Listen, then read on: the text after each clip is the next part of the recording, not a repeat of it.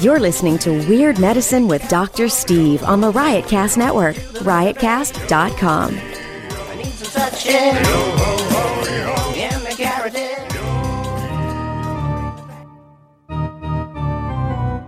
I've got diphtheria crushing my esophagus. I've got Ebola virus dripping from my nose. I've got the leprosy of the heart valves, exacerbating my incredible woes. I want to take my brain out and blast it with the wave, an ultrasonic, echographic, and a pulsating shave. I want a magic pill for all my ailments, the health equivalent of Citizen Kane. And if I don't get it now in the tablet, I think I'm doomed and I'll have to go insane.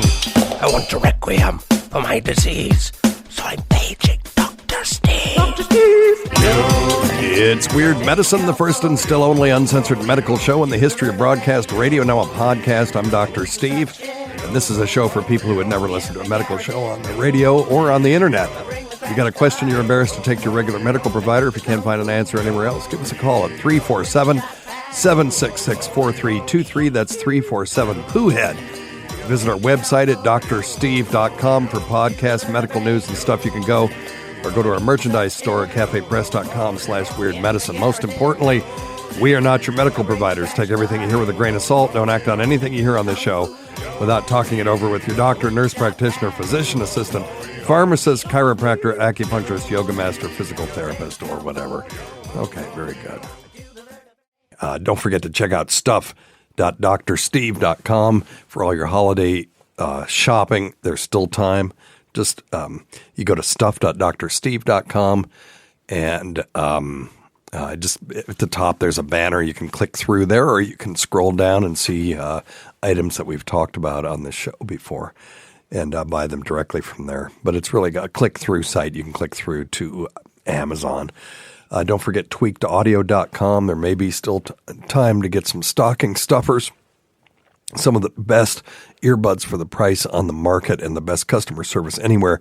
Tweakedaudio.com. Use offer code FLUID, that's FLUID, for 33% off your order. That's a huge deal. Offer code FLUID at tweakedaudio.com. Don't forget Dr. Scott's website at simplyherbals.net. And let me talk to you just for a second about premium.drsteve.com. So if you had a subscription to the premium service and you haven't signed up in the last week or two, you don't have it anymore. And the reason for that was, if you remember, a couple of weeks ago, I went through I'm going to get rid of everything. So I got rid of everything. And then that included the premium service. So if you don't mind, go back to premium.drsteve.com and sign back up again. And if we get up above a certain threshold, I'll put something special on there for you guys. And I do appreciate it. And it gives you access to all the archives going back to the beginning. So premium.drsteve.com. So, I guess this is our holiday edition. We're going to talk about aspirin and primary prevention and head lice and all kinds of stuff. So very holiday. I just don't plan well, but that, after however many years we've been doing this, I guess you're well aware of that. Anyway, Dr. Scott's not here, so F him. P.A. John hadn't been here for years, so F him. Hope you all enjoyed the show last week when we did something different. We had Dave Ray Cecil in. You can check him out at daveraycecil.com, or, you can listen to it on demand. It was awesome.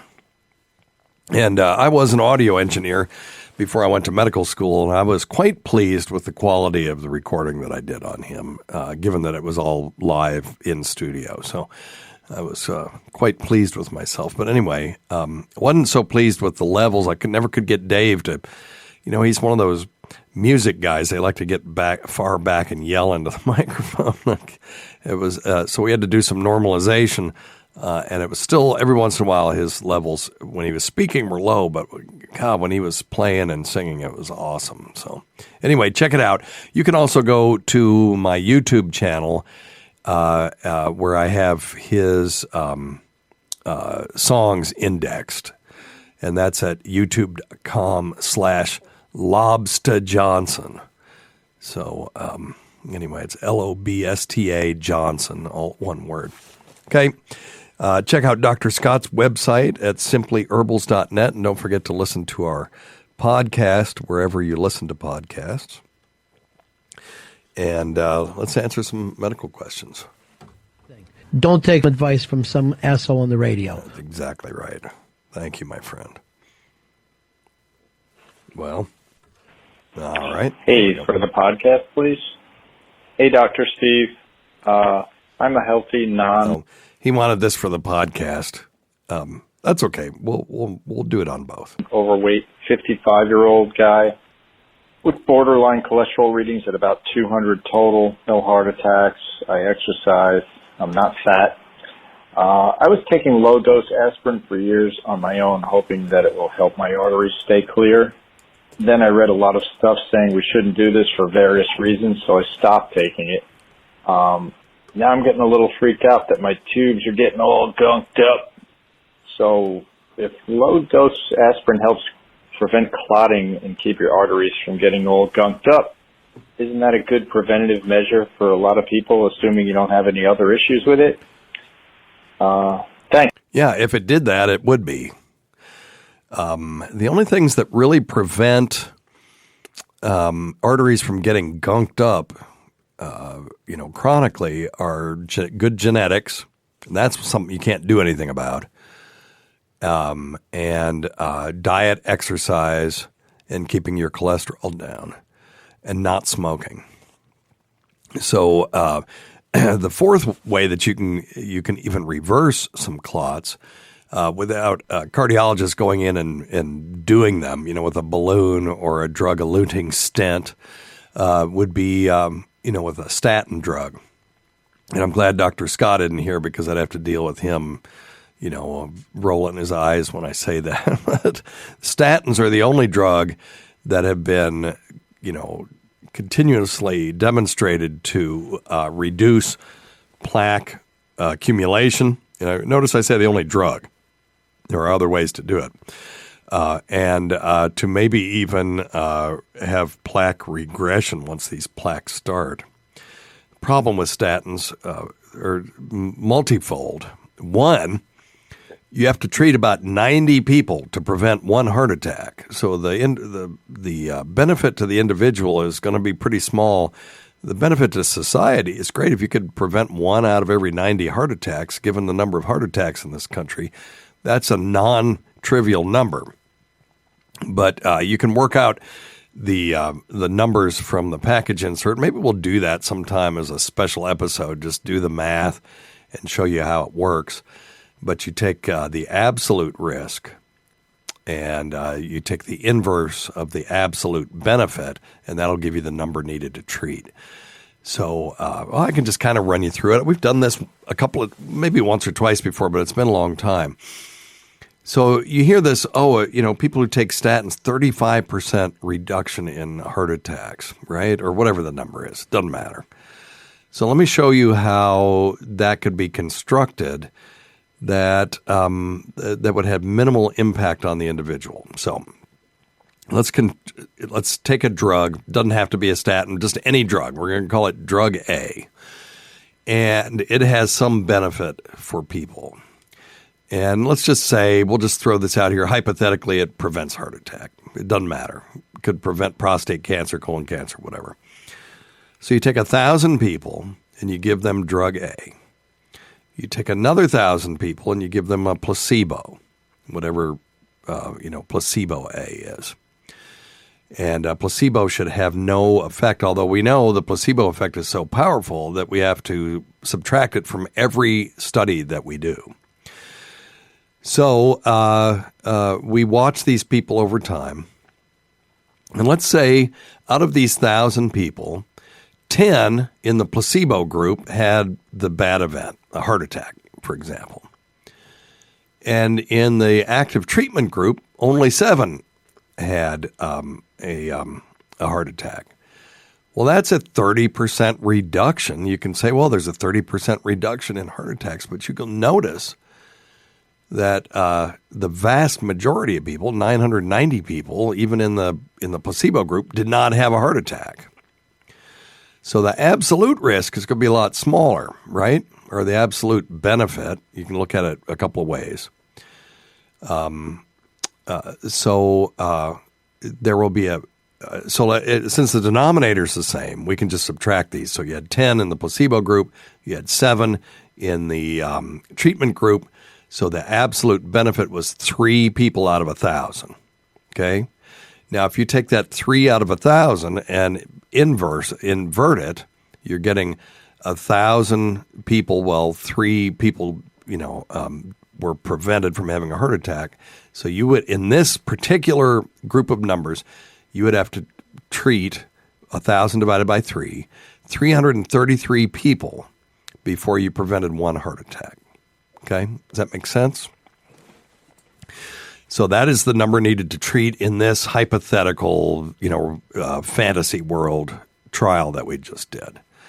So when you do that with the statin numbers, it's around 90 for primary prevention. And then there's secondary prevention. That secondary prevention is where you've had a heart attack, you're trying to prevent another one. But we're talking right now about preventing a heart attack primarily. So this guy's calling in. He's been taking aspirin. So the first thing I would have anybody do that's interested in this is to go just Google Framingham cardiac risk, and there's a calculator. So let's say this guy, he said his cholesterol was around 200. So let's say he's 45, and he's a male, and let's say he is a smoker. We'll just make this even worse. And his total cholesterol is 200. We have no idea what his HDL cholesterol is, so I'll say it's 50. That's his good, so-called good cholesterol. And I can't remember if he said his blood pressure is okay. Let's say it's normal, so 120. And that he's. Let me listen to the beginning of his phone call again and see. Let's just get all this right. Hey, for the podcast, please. Okay. Hey, Dr. Steve. I'm a healthy, non-overweight 55-year-old guy. Oh, 55. With borderline cholesterol readings at about 200 total, no heart attacks. I exercise. I'm not fat. I was taking low dose. Okay, so let's change his age to 55. He didn't say anything about his blood pressure. So let's just say it's normal, that he's not taking blood pressure medicine because he didn't say anything about it. His 10-year risk of heart attack is 11.6. That's if he's smoking. Now, let's just change it to non-smoking and watch what happens. It drops down to 5.9. I say it at the end of every show, quit smoking. It doubles your risk of heart attack. Okay. Again, this is a relative risk, but he has a 5.9% risk if he's a non-smoker. So if he is a smoker, it's 11.6. Non-smoker, 5.9. The average 10-year risk of heart attack or death in his age group is 13%. So, he's in pretty good shape. So let's look. There's this thing called the U.S. Preventative Services Task Force. And you can go to it. It just put in U.S. Preventative Services Task Force.org. And this was their final recommendation statement. But I'm going to tell you when I tell you this, it may not be up to date. Okay. Because they do lag behind the data for a good reason. So they recommend adults aged 50 to 59 years, that's this guy, with a greater than 10% 10-year cardiovascular risk. So you got to do these Framingham things. If he's a non-smoker, he's 5.9. He doesn't even fall into this group. But it says the USPSTF recommends initiating low-dose aspirin therapy for primary prevention, in other words, preventing the first heart attack, and to prevent colorectal cancer. Isn't that weird? Aspirin, people say, well, why are you giving morphine for trouble breathing? Well, why do we give aspirin, for arthritis, but it also prevents colon cancer? There's two totally different things. These medications have more than one effect. So in adults aged 50 to 59 years who have a 10% or greater 10-year cardiovascular risk, who are not at increased risk for bleeding, because that's the problem with aspirin, of course, is it increases your risk of bleeding. and have a life expectancy of at least 10 years and are willing to take it for at least 10 years. So you got to meet all these criteria. If he's a non-smoker, he doesn't even meet the first criterion, which is he's got to have a greater than 10-year cardiovascular risk. Okay. If you're age 60 to 69 years, like I am, with a greater than 10, well, let's do mine. Hellfire. It's my show. I'm 63. I'm male, non-smoker. My total cholesterol, okay, and my systolic blood pressure last time I checked it was a little elevated at 140. Now, if I put in my cholesterol numbers on a statin, where my total cholesterol was 120, my risk is 7.4, but I can't take the statin anymore, so it was 200 last time I checked. And my HDL cholesterol was 60. So I've got a 9.9% risk.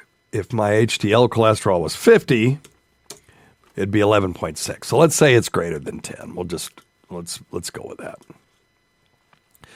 So the decision to initiate low-dose aspirin use for primary prevention of cardiovascular disease and colorectal cancer in adults aged 60 to 69 years who have a 10% or greater 10-year cardiovascular risk, let's say I do, should be an individual one. Persons who are not at increased risk for bleeding have a life expectancy of 10 years, I hope so, and are willing to take low-dose aspirin for 10 years are more likely to benefit. Okay, so I probably should take it.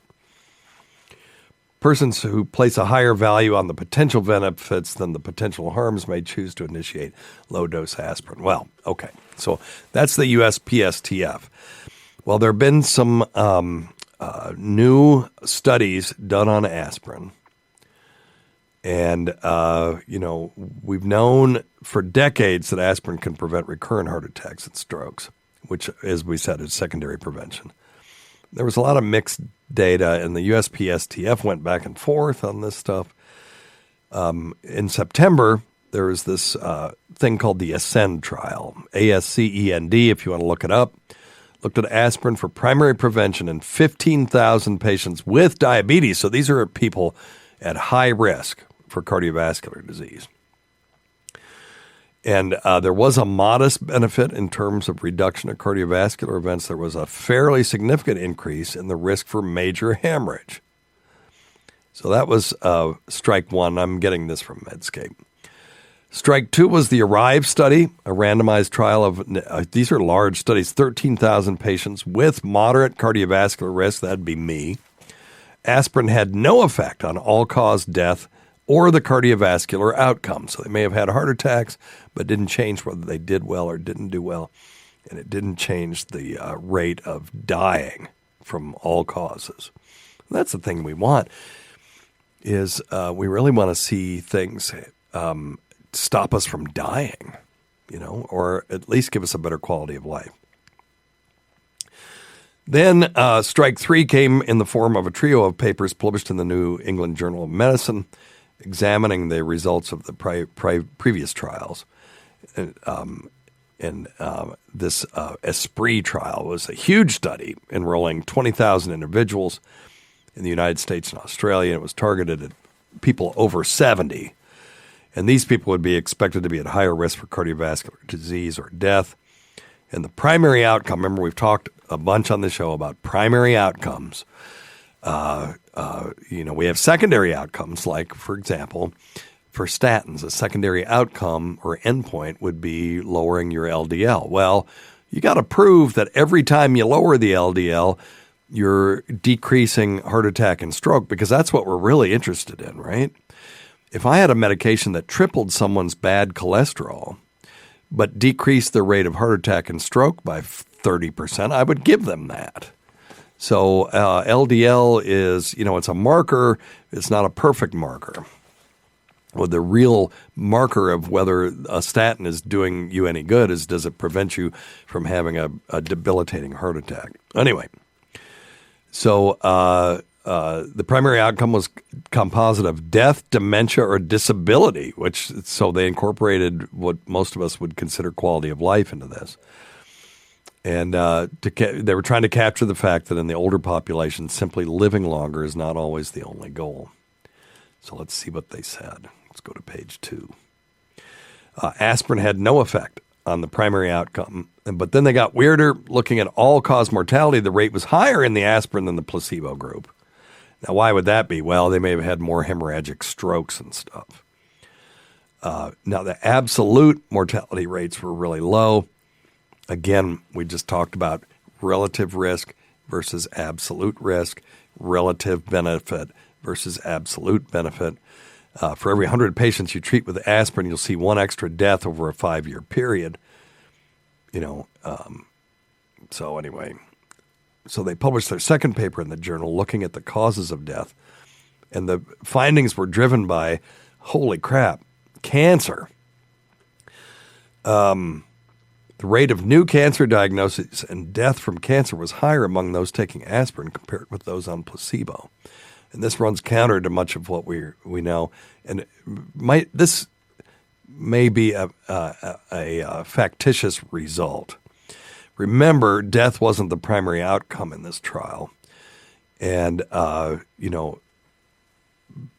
because this was a secondary outcome, it needs to be studied separately as the primary outcome. And then we'll see. This may just be a statistical anomaly, particularly because we know for a fact that aspirin helps prevent colorectal cancer in people that are at high risk for colorectal cancer. So, and again, one study doesn't prove anything, but it's very interesting. So I suspect the USPSTF may amend their recommendations in the future. We'll see. For now, if you're taking aspirin, don't stop it. If you're not taking aspirin, don't start it on your own. Talk to your primary care. Today's episode is brought to you by Angie. Angie has made it easier than ever to connect with skilled professionals to get all your jobs and projects done well. Let me tell you, there's the version of it where you try to do something at home, and then there's a version of it where you have someone help you, you watch them do it the right way, and you go, thank God I didn't try to do that myself. I have fully done things around the home that I think look good, and then a bang in the night, and I wake up to a shelf collapsing, a painting falling off the wall.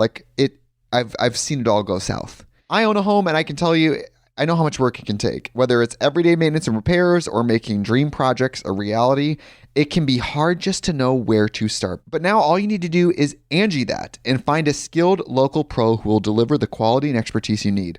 Whatever your home project, big or small, indoor or outdoor, you can Angie that and connect with skilled professionals to get the project done well. Right now, one of my wish lists is I want a bike for my condo in Milwaukee, and I would love to rig it up on a pulley in the ceiling because I have one of those lofted ceilings, but I'm so scared to try that on my own. Angie has 20 years of home experience, and they've combined it with new tools to simplify the whole process. Bring them your project online or with the Angie app. Answer a few questions and Angie can handle the rest from start to finish, or help you compare quotes from multiple pros and connect instantly, which means you can take care of any home project in just a few taps. Because when it comes to getting the most out of your home, you can do this when you Angie that. Download the free Angie mobile app today or visit Angie.com. That's ANGI.com. All right, let's move on.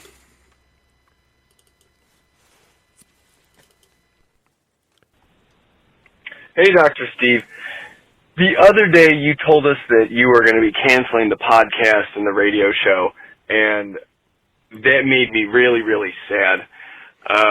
That entire week I was not able to produce an erection. Whatever. No matter how many fucking pecas I was sucking on the hand in my hand. Yeah. Now you flipped the script and you're telling us that the shit's staying around. And I swear to God, Dr. Steve, I haven't had an erection last this long in forever. It's been going on 2 weeks now, and the thing hasn't gone down. You excite me too much, Dr. Steve. What do I do? Thanks. Bye. We'll get a blow-eight, my friend. That's the answer to that. It's very easy. Very simple. Empty out those seminal vesicles. Thank you for the kind words. That's I am really.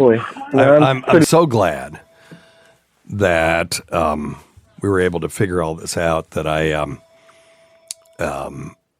getting new. I'm going to completely redo the studio for the long term. So we're going to be in this for a while, assuming that SiriusXM will let us come back and Riotcast will let us come back. But that's the plan.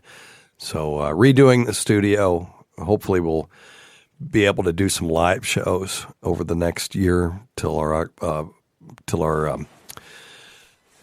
contract is up in October, and then it'll just be up to Jim McClure at that point if he wants us to continue. So I hope we do, because we really like being here, and we like being on Riotcast. So, all right. Boy, now I'm pretty sure my 5-year-old has head lice. Got little eggs and little bugs in there, and dust, and big bugs and big eggs. There's a bunch of chicken on her head.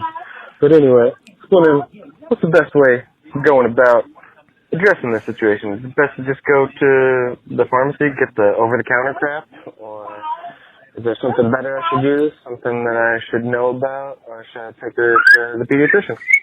Yeah, okay. You can treat this yourself. Head lice are just tiny insects. They feed on blood from the scalp. It's crazy. And we have a medical name for it. It's called pediculosis capitis. And for some reason, kids get it more than adults do, and it's usually because of direct transfer. So you see these kids at nap time in kindergarten, and they're all laying with their heads next to each other. The lice can easily jump from one place to another and start breeding. It's absolutely nothing to do with hygiene or the living environment. These dang kids just get it, and they just pass it from kid to kid. But there are over-the-counter medications and prescription medications, and also some sort of more natural ways to do it if you don't want your kid exposed to chemicals. You may notice this. Your kid may have an itchy scalp. You may notice the lice. You may notice the lice eggs. What these things do is they'll plant their eggs on the hair shaft, and those aren't the lice. Those are called nits, and they're actually little egg sacs. And the louse life cycle is that these darn things will hatch after 8 or 9 days. So if you kill all the lice but don't kill the eggs, it'll come back 8 or 9 days later. So, and they can only jump. They can only crawl. They can't jump. And so anyway, all right. So what do we do about it? You can go to your pharmacy and pick up a bunch of different things. There's a thing called Nix. It's permethrin. It's it's a chemical that kills these things. They have other ones with additives. They'll increase the toxicity, and it really does increase the toxicity for the lice, but not for your kid, in theory. There's a bunch of prescription versions. There's ivermectin. There's malathion, lindane.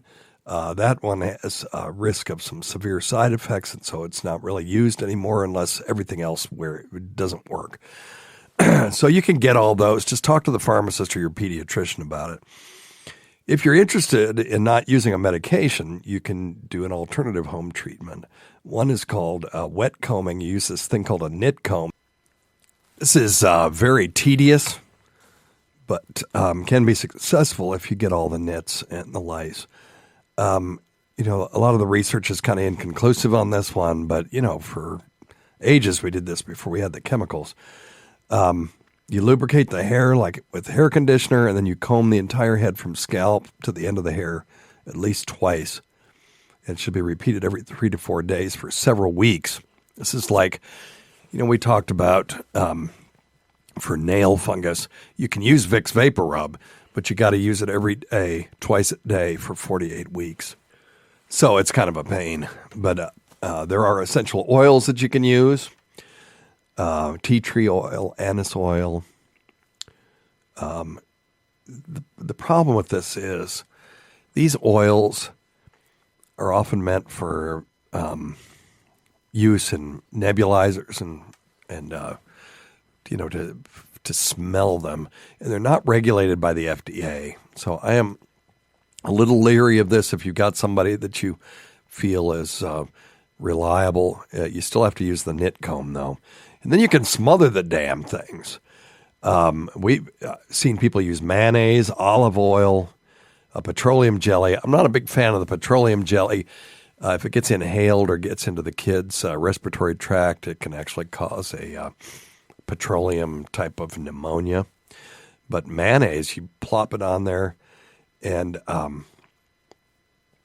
you glob it on their hair so that it basically smothers the thing. Now, remember, lice don't have lungs. They respire through holes in their joints and stuff. That's how they get oxygen in. So you have to smother them for a long, long time. And so a lot of people do this and then put a shower cap on, and then after 15 minutes, then you comb the lice through. Problem with this is this has been actually studied in the laboratory, and only petroleum jelly was effective in killing a significant number of lice. And I've already told you I'm not a big fan of that. Very little clinical evidence that this stuff works. So hot air, stuff like that. The other. So I got to be honest with you. If it were my kid, I would use the over-the-counter Rid for this and just follow the instructions. I've never seen any studies showing any significant toxicity with those medications. And you can just buy them over the counter. Talk to the pharmacist about it. Now, if they're not on a scalp and feeding, these eggs really don't survive.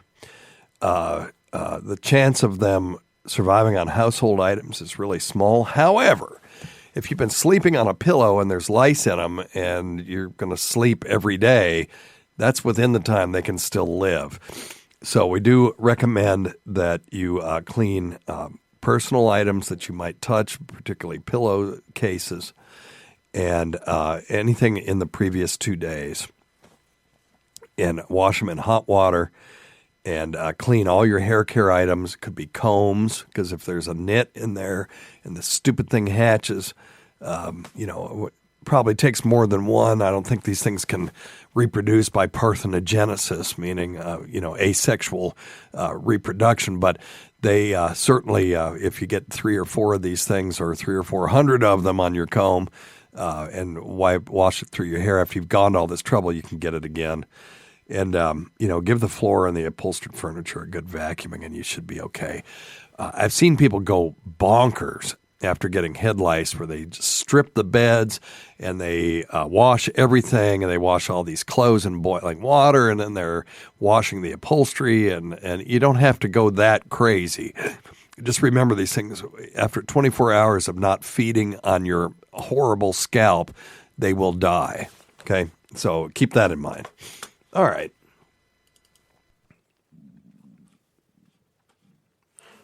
Well, hello.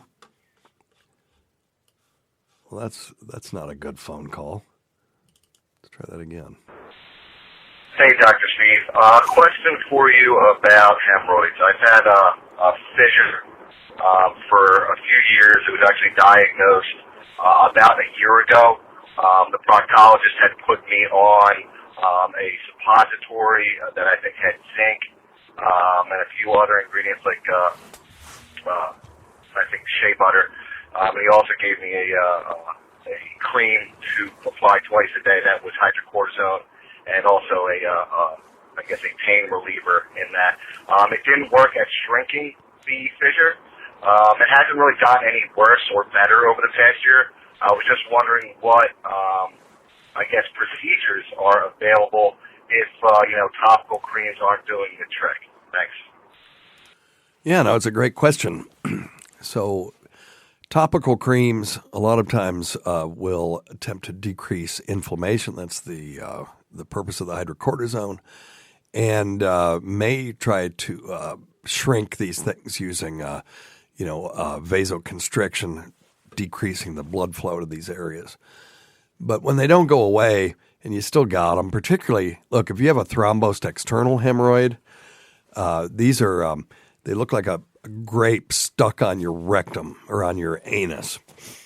And they're intensely painful. And basically what it is a hemorrhoid that has gotten a blood clot in it, and it expands because blood can get in. Now it can't get out, and the thing just starts to blow up. And those vessels don't like that feeling of stretching. So the you'll get an intense pain signal being sent to your brain. Those need to be surgically excised. So basically, I've gone through the procedure before. Since GVAC is no longer here, I can't gross him out with this. So I'll just tell you all very quickly. You just numb it up, and you cut a oval in it and extract the clot, and then pack it with gauze, or pack the ass crack with gauze. And most of the time that will completely relieve the pain, and then that hemorrhoid will involute over time and just scar down and go away. Now, if you have multiple hemorrhoids, you see these people sometimes it looks like, I don't know, like a cluster of grapes hanging out of their ass, but they're droopy grapes. It's not an attractive sight. Those folks can have surgery, and you would have a hemorrhoidectomy. And there are some internal hemorrhoids that are amenable to being removed with a little scope that they this is kind of a cool thing. So the proctologist, and thank God for them, unless somebody wants to do this job, will visualize the hemorrhoid, and if it's on a stalk, they can use a tube that's got a tube within a tube, and it's got a rubber band on the end of it. So one tube, of course, if it's inside the other tube, has got a smaller caliber, and then it's protruding, let's say, a quarter of an inch. And then you have the larger tube, back a quarter of an inch, and then on that piece that's sticking out, you put a rubber band. And now you thread these long, really thin forceps all the way through this tube. And when you find that hemorrhoid, you grab it with the forceps and pull it into the tube, right? And then you push the outer tube over the inner tube, and then that will force the rubber band down, and it will now grab the base of the hemorrhoid, and it will just cut off the blood supply to it, and it will die. So in about 4 to 5 days, you will defecate out a dead hemorrhoid. And this usually is painless and no bleeding and usually no problems. If they get it a little bit too much mucous membrane, sometimes you can get an injury of the wall of the rectum that can cause inflammation, may even cause a fistula over time. I've seen that maybe once in my career. I don't know what the incidence is, but talk to the proctologist about it if they're talking about doing this to you. Okay? All right.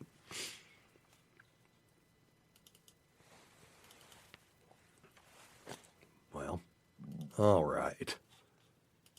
Hi, could someone get a very high reading on testosterone, something like 2,000 on total, and the free testosterone can be really high also? Can it be like a false reading? Can the lab either mess it up when it seems like everything else on the blood work is pretty accurate, or if you've been taking something like methylprednisone a week before, you took, the 21 tablets over a 6-day span and you stopped about a week before, could that mess it up, or could there be some underlying thing?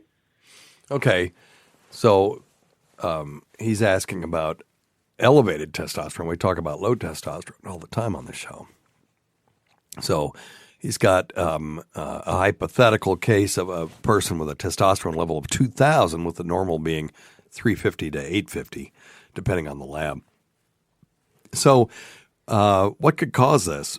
The first thing you do when you get a very surprising result in a lab test is just to repeat the damn thing, because it's unlikely, if there's a lab error or just something transient, that it will be that high again.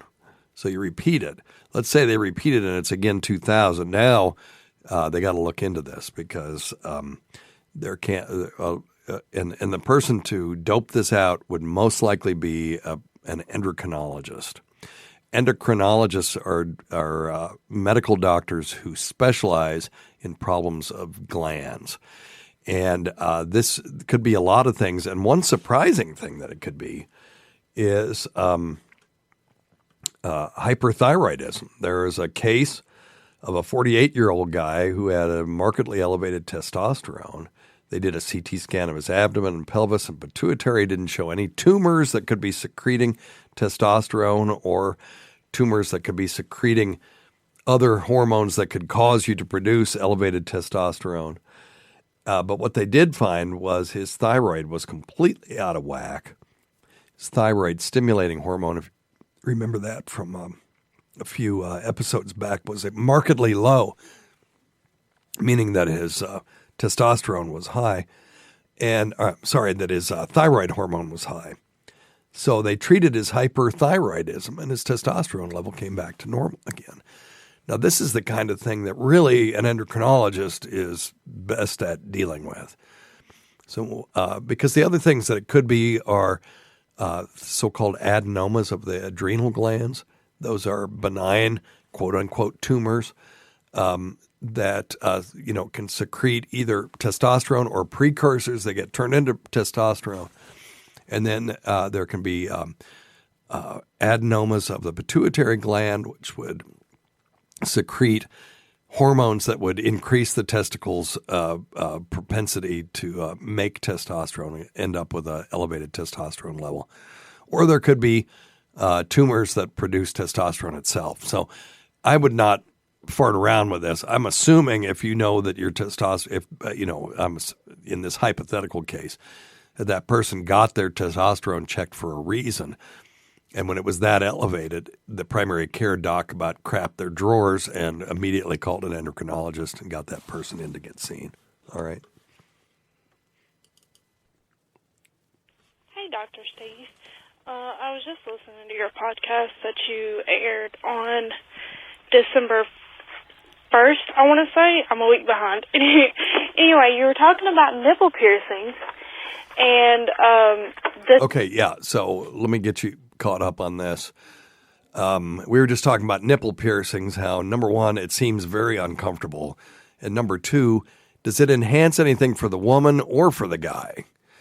I know people that have them and they love them, and I just want to know what it is. Because, if I'm, nuzzling on a nipple, I'm not sure getting metal in my mouth and clicking against my teeth is really sexy, but that's me. I'm just a weirdo, and I'm old, and I'm old school, so I wanted to know what these kids today are talking about. So here you go.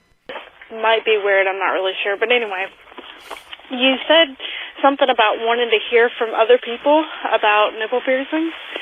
Well, I had mine done for probably a year and a half, I want to say, give or take a few months. Anyway, I had them done, but I ended up having to take them out. But while I had them in, personally, I liked them. I liked when someone, for the sake of this, you can say my current husband would, lick them or whatever. I personally thought it felt better than nothing at all. And I asked him, I said, well, does it feel weird for you, or, do you not like it, or does it aggravate you? He said he likes it too. He would prefer it. So, that's... And yet you had them removed. I want to know that story. You need to call back. About it, and I hope y'all have a very Merry Christmas. Yeah. All right. Well, you too. And happy whatever holiday you happen to be celebrating when you're listening to this. So, yeah, thanks for calling. That's interesting. I haven't had the opportunity to do anything with a nipple that's been pierced, so I just have no experience in this, and I'm very interested. So, in what people get out of it. Anyway, so she said it made her feel better, and her husband said he liked it better, and she had them removed anyway. So there's a story in there somewhere. Hey, Steve. My name is Matt, and I am an overweight person, and I am getting some swelling in my ankles, and lower leg, and my ankles get a little puffy, like above where my shoe kind of cuts that off. It just kind of swells up, and it's basically just seems like it's just fluid. And I'm just sort of wondering if you could kind of go into what causes that and what the hell am I going to do? All right. So swelling ankles can be caused by a lot of things. In otherwise healthy people, very often it's bad veins, and that can be genetic. And so you look at your mother, father, grandparents, see if they had big legs too. The hydrodynamics of the veins in the legs are such that, there's very little back pressure to push blood back to the heart. So those veins coming up your leg that you can see have valves in them. The big ones do anyway. And so blood can only go in one direction. But you've got the back pressure that there is from blood being pushed out of the heart through the aorta to the little arteries and then the capillaries and then through the capillary bed and then reconstituting back into a vein on the other end of that, trying to get blood back to the heart. There are competing pressures. One is if you're standing, there is the pull of gravity. So there's the force of gravity that is pulling the blood down, and then the body is through these valves and contracting muscles and stuff, and the little back pressure that there is trying to push blood back up. And what that ends up producing is tension on the vein wall, and it pushes it out, right? So you got something pushing down, something pushing up. You're going to have tension on the wall pushing the trying to distend the vein. And that's all well and good as long as the vein can maintain its integrity. And when it can't, what happens is the vein wall expands to the point where those valves can no longer, keep blood from flowing backwards, and the blood will rush backward and will distend the vein, causing a varicose vein. And over time, the body will re-equilibrate. In other words, the flow will continue up to the heart. It just won't be helped by the veins' valves. And because there's so much pressure on the vein wall, water and other clear fluids, usually clear, can sort of leach out between these sort of stretched to the max vein walls that are just cells, right? So the little junctures are not big enough to let a red blood cell through, but they're big enough to let water molecules through, and you'll get puffy legs. So that's one way. Venous insufficiency would be the term we would use in that regard. But there's one clue that you gave me, and I have nothing else to go on other than you said you were overweight. Now, overweight people often can have sleep apnea from obstructive sleep apnea. And if that goes on long enough, they can get puffy legs as well due to increased pressures in the right heart trying to pump blood to the lungs to get oxygenated. Now, why does that happen? Well, there's this mechanism in the lung where if you get a piece of lung that's no longer getting blood flow, it will just shut down. It will constrict the vessels in that area to shunt blood around there because you don't want to try to send blood to an area of the lung that's no longer functioning. So there's a survival mechanism. You get something in your lung or whatever, for whatever reason that part of the lung is no longer functioning, the blood vessels will constrict to shunt blood around that area and go to other parts of the lung that are functioning. Well, what the hell happens when the whole lung isn't functioning properly? Then it's still going to constrict those vessels, but now there's no place to shunt the blood to. And this occurs in sleep apnea because you're not breathing, and so your oxygen level is decreasing. The oxygen level in the alveoli, the little pockets, the little balloon-like pockets in the lung that transmit oxygen from the outside to the inside and carbon dioxide from the inside to the outside.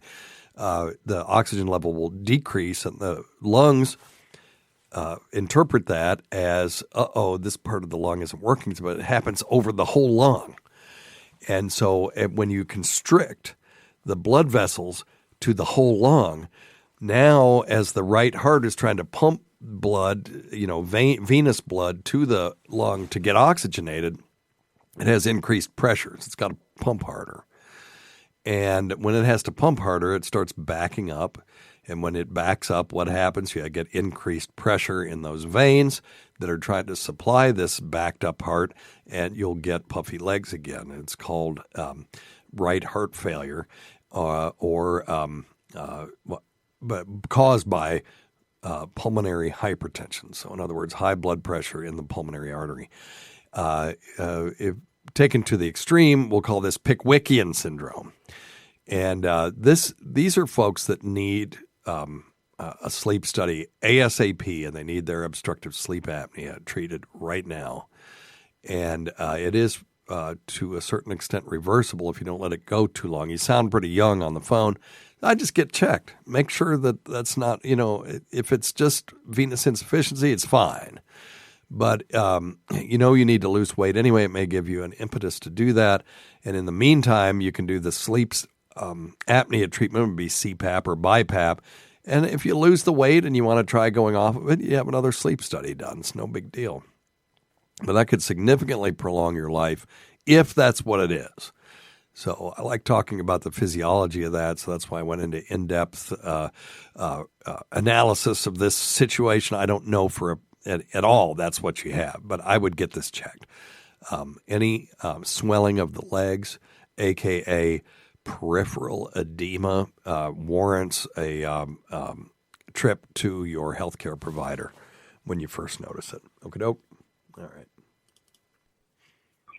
Hi, Dr. Steve. I've got a question about phlegm. I ran a 5K last Sunday morning, and it was about 45, 50 degrees out. And I woke up, I had a cup of tea and some water, and during the race, I was running at full speed, but I had a lot of phlegm. I've never experienced this before, and I can't narrow it down. I'm not ill. No indications like that. The only thing I can think of is that I had a little bit of dairy the night before, but I thought that would have been processed by the morning. So I'm just, coughing and spitting up through the whole race. But I was wondering, where does the phlegm come from? Is it in my lungs? Is it in my digestive system? Is it anything I can take to cut that down when I am running at full speed? Just wondering about your thoughts. I couldn't find anything online to help me out. Okay, yeah. It's a great question. So there's a lot of reasons that you can get phlegm when you're running, and particularly if you're running in cold weather, because you're just, your mouth breathing and your mucous membranes are drying out, and they're trying to fix that, and so they just produce more mucus. So it may simply be that. However, you could also have exercise-induced asthma, and sometimes that can just come up out of nowhere. You could have had a cold that day, could have been allergens in the air that were bugging you, and it'll never happen again.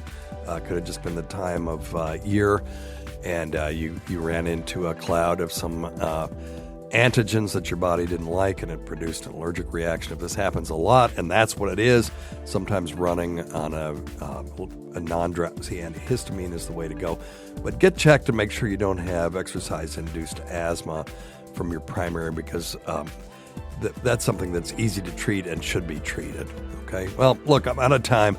Talk about phlegm. I had to stop recording this show about 6 times because I was having coughing fits and stuff. But anyway, thanks for hanging in there with me.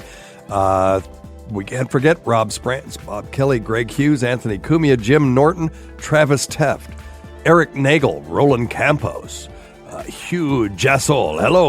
Hello, Bob from Florida, Sam Roberts, Pat Duffy, Dennis Falcone, Eton Twats, Fez Watley, Ron Bennington, and the rest of the crew whose early support of the show has never gone unappreciated.